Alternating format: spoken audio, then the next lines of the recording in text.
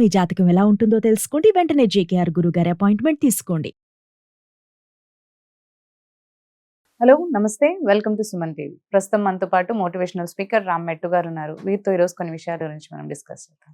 Hello అండి రామ్ గారు, నమస్తే. నమస్తే అండి. డే టు డే లైఫ్ లో ప్రతి పర్సన్ లైక్ ఏమైనా వర్క్ కావచ్చు, ఏదైనా లైక్ స్టూడెంట్స్ అనుకోండి, వాళ్ళ స్టడీస్ లో కావచ్చు, ఏదో ఒక స్ట్రెస్ కి ఎప్పుడో లైక్ చిన్నపిల్లల్ని కూడా ఇప్పుడు చెప్పుకోవచ్చు, వాళ్ళపైన కూడా స్టడీ స్ట్రెస్ ఉంటుంది. యాక్చువల్లీ లైఫ్ బేసికలీ అందరికీ స్ట్రెస్ఫుల్ అయిపోయింది. సో దీన్ని దాటి వాళ్ళు బయటికి రాలేకపోతున్నారు. అంటే ఈ స్ట్రెస్ నుంచి బయటకు వచ్చి ఆలోచించి వాళ్ళు ప్రోగ్రెస్ చేయలేకపోతున్నారు అని అనుకోవచ్చు.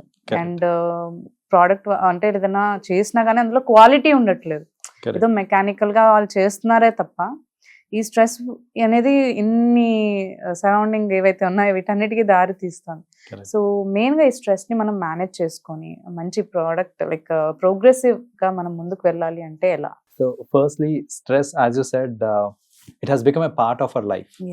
లైక్ మనం ఏంటంటే ప్రతి వ్యక్తి, మీరు ఎవరినైనా కదిలించండి, ఫుల్ స్ట్రెస్డ్ ఉన్నా నేను, ప్లీజ్ కదిలించకు, ఇట్లానే లైక్ యూనో ఎవరైనా మీరు కాంటాక్ట్ అయినారంటే this is what we get to see.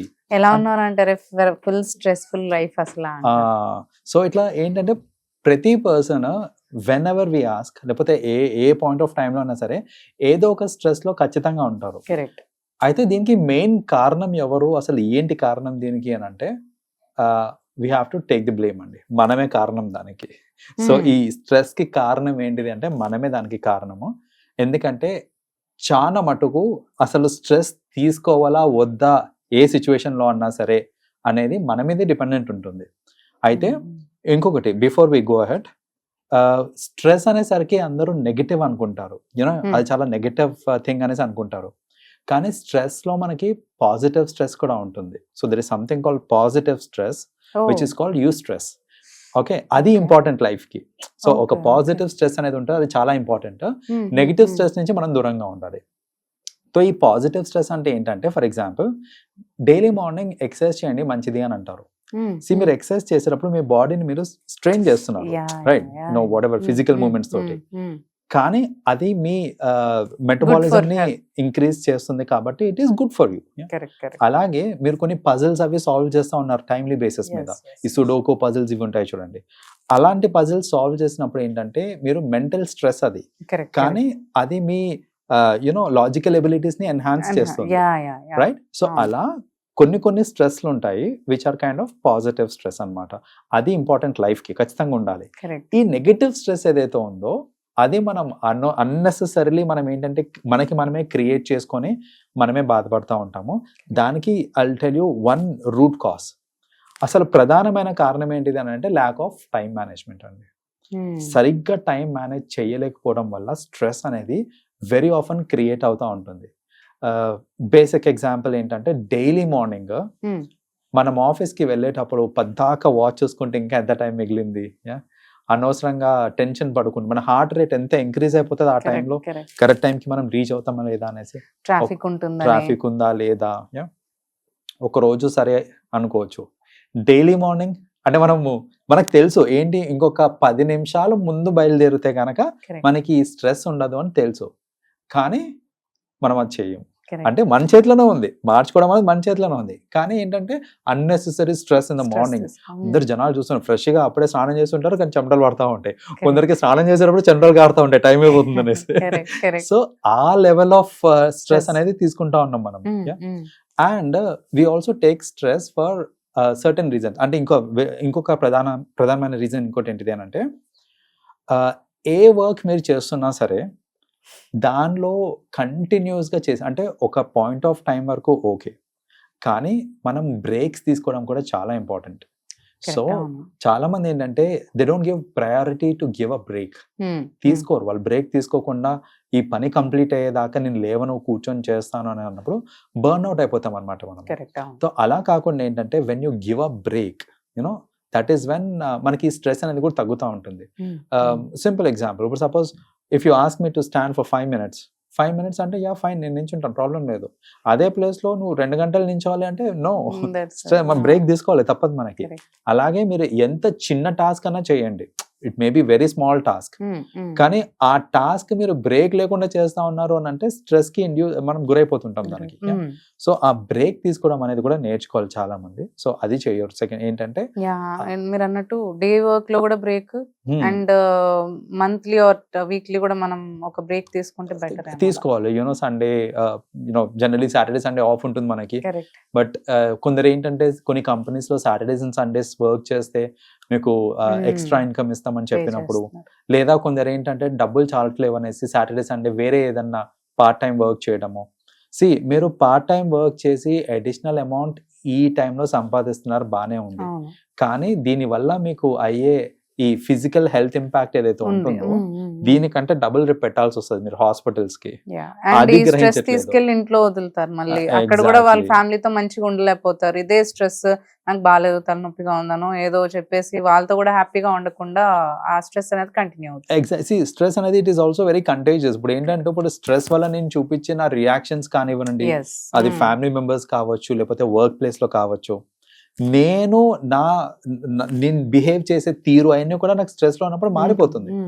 And అది ఒక వెరీ నెగటివ్ ఇంపాక్ట్ అనేది క్రియేట్ చేస్తుంది, రిలేషన్షిప్స్ ని కూడా పాడు చేస్తుంది అది. సో నేను నా ఫ్యామిలీ మెంబర్స్ తో ఉన్నప్పుడు కూడా వాళ్ళు ఏంటంటే they feel like okay let us have some good time అనేసి ఉంటారు. అలాంటి యాటిట్యూడ్ తోటి వాళ్ళు వచ్చినప్పుడు నేను చిరాకు పడడము, లేకపోతే నా ఫుల్ ఎనర్జీ, నా ఫుల్ పొటెన్షియల్, నా ఫుల్ డెడికేషన్ టువర్డ్స్ దెమ్ ఇవ్వట్లేదు నేను అన్నప్పుడు ఆబ్వియస్లీ ఈ మిస్అండర్స్టాండింగ్స్, రిలేషన్షిప్స్ కూడా వీక్ అయిపోతా ఉంటాయి అనమాట. That's another thing. అండ్ ఇలా ఈ స్ట్రెస్ కి థర్డ్ మోస్ట్ ఇంపార్టెంట్ ఎలిమెంట్ ఏంటంటే చాలా మందికి అసలు నో చెప్పడం రాదు, రైట్? సో ఇప్పుడు నో అని ఖచ్చితంగా మీకు చెప్పడం వచ్చిన రోజు సగం స్ట్రెస్ పోతుంది మీకు.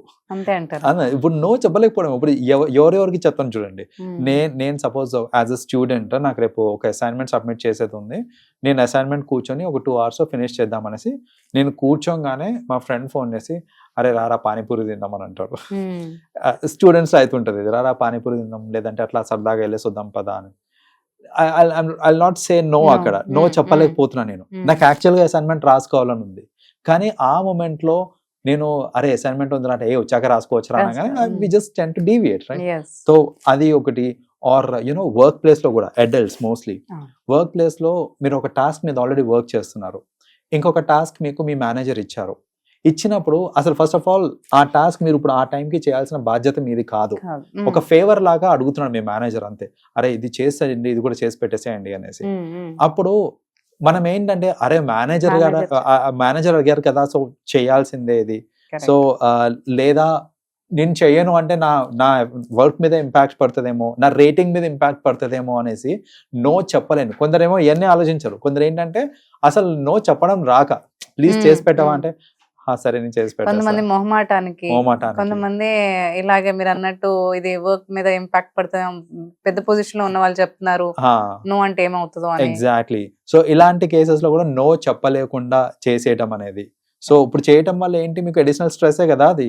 సో ఇప్పుడు యూఆర్ టేకింగ్ మీ టైం నుంచే, మీకు ఉన్న టైం నుంచే మిగతావన్నీ పక్కన పెట్టి మీరు ఇది చేస్తున్నారు, పోనీ అవి కూడా మళ్ళీ దీని తర్వాత చేయాలి అన్నప్పుడు ఖచ్చితంగా స్ట్రెస్ అనేది ఇంక్రీజ్ అయిపోతుంది. సో ఎక్కడన్నా సరే మీరు నో అని చెప్పాలి అనుకున్నప్పుడు మీరు ఖచ్చితంగా నో చెప్పేస్తే కనుక అసలు ప్రాబ్లమే ఉండదు, సగం స్ట్రెస్ అక్కడే పోతుంది మనకి. So that is another thing. And lastly expectations కూడా కొంచెం తగ్గించుకోవాలండి. మనం దేంట్లో అన్నా సరే we have to have a practical approach. So ఇప్పుడు ఏంటంటే చాలా మంది నేను చూస్తూ ఉంటాను, they have a lot of expectations from people around. Me partner నుంచి మీరు ఎక్స్పెక్ట్ చేస్తున్నారు అని అంటే ఐ అండర్స్టాండ్, ఫేర్ ఎనఫ్. చుట్టుపక్కల జనాల నుంచి మీరు ఎక్స్పెక్ట్ చేస్తూ ఉంటారు చూడండి, అది అన్నెసెసరీ స్ట్రెస్ ని గురించి చేస్తూ ఉంటుంది అన్నమాట. ఫర్ ఎగ్జాంపుల్ ఇప్పుడు చూడండి, ఎవరో మా ఫ్రెండ్ కి ఏదో పెళ్ళయింది, నాకు వెడ్డింగ్ కార్డ్ ఇవ్వలేదు, వాడు నాకు వెడ్డింగ్ కార్డ్ ఇవ్వలేదు, నేను స్ట్రెస్ తీసుకుంటాను అనవసరంగా. వాడికి ఇచ్చాడు, మా ఇంటి దగ్గరలోనే ఉంటాడు, వాడికి అక్కడి నుంచి ఇక్కడికి 1/2 kilometer రానికి ఏంటి నొప్పి, సో అంటే నేను పోను, అరే ఎందుకు పోతలేవురా అంటే నాకు వెడ్డింగ్ కార్డ్ ఇవ్వలే. సో అన్నెసెసరీ స్ట్రెస్ అది, రైట్? సో అలాంటివి. అండ్ ఇంకొకటి ఏంటంటే సమ్ టైమ్స్ మనం చూస్తూ ఉంటాము ఈ సోషల్ మీడియాలో జరిగే ఇవి చూసుకుంటూ, లైక్ సంఘటనలు కానివ్వండి, ఏదైనా కానివ్వండి, అది చూసుకుంటూ ఇక్కడ బ్లడ్ బాయిల్ అయిపోతా ఉంటుంది, ఏదో జరిగింది యాంటీ సోషల్ ఈవెంట్ ఏదో జరిగింది, ఇక్కడ బ్లడ్ బాయిల్ అయిపోతా ఉంది. So at the same time ఏంటంటే ఇలాంటివి అంటే మీ చుట్టుపక్కల జరిగే incidents which are indirectly affecting you, affecting అవిటి మీద కూడా మనం ఏంటంటే కొంచెం కంట్రోల్ పెట్టుకోవాలన్నమాట.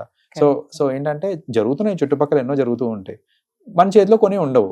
ఫర్ ఎగ్జాంపుల్ ఇప్పుడు కొన్ని ఫెస్టివల్స్ అప్పుడు కానివ్వండి, కొన్ని సందర్భాలు అప్పుడు వి గెట్ టు సీ కొందరు ఏంటంటే లౌడ్ స్పీకర్స్ యూస్ చేస్తూ ఉంటారు. Correct. It's a disturbance for someone, కానీ మీరు దాన్ని అవాయిడ్ చేయగలుగుతారా? చేయలేము, వదిలేసేయండి. అనవసరంగా ఏంటి పొద్దునేది అనుకుంటా అవును. మీరు కంగారు పడి దాన్ని, Hmm. లేకపోతే మీరు అరిచి బీపీ తెచ్చుకొని ఏం చేయగలుగుతున్నారో? చేయట్లేదు కదా. అనవసరంగా మీ హెల్త్ పాడవుతుంది తప్ప ఇంకేం లేదు ఇక్కడ. సో ఇలా ఓవర్ రియాక్ట్ అవ్వడం కూడా ఇట్స్ నాట్ కరెక్ట్.